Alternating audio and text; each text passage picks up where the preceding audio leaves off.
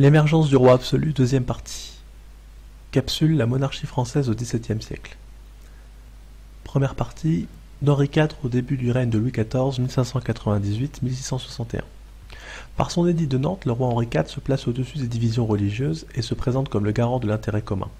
Henri IV cherche également à moderniser le royaume à l'aide de son ministre Sully. Les haines religieuses des guerres de religion ne sont pas totalement éteintes. Un fanatique catholique, Ravaillac, assassine le roi Henri IV en 1610. Son successeur Louis XIII continue à approfondir l'enracinement du pouvoir absolu du roi. Aidé de son ministre Richelieu, il œuvre à un meilleur contrôle du royaume grâce à l'organisation de la police et au rôle des intendants. Les nobles se montrent jaloux du pouvoir des ministres Richelieu puis Mazarin. À la mort de Louis XIII, le jeune Louis XIV n'a que 5 ans. Sa mère assure la régence avec l'aide de Mazarin. Profitant de cette faiblesse, une partie de la noblesse se révolte contre la montée de l'autorité monarchique. C'est la Fronde.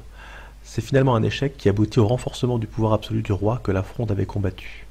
À la mort de Mazarin en 1661, Louis XIV décide de gouverner seul.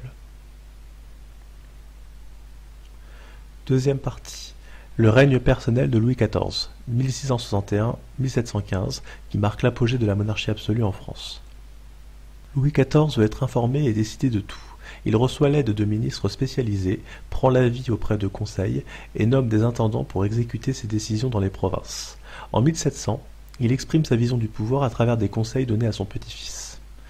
Ne vous laissez pas gouverner, soyez le maître. N'ayez jamais de favori ni de premier ministre. Écoutez, consultez votre conseil, mais décidez. Dieu, qui vous a fait roi, vous donnera les lumières qui vous sont nécessaires tant que vous aurez de bonnes intentions. Louis XIV est un monarque absolu de droit divin. Sacré à Reims, il reçoit son pouvoir de Dieu et agit comme son représentant sur terre. Il contrôle de plus en plus étroitement le peuple à travers la censure et les lettres de cachet qui lui permettent d'envoyer quiconque en prison sans aucun jugement. Souhaitant revenir à l'unité religieuse, il décide de la révocation de l'édit de Nantes en 1685. Les protestants doivent se cacher ou s'exiler.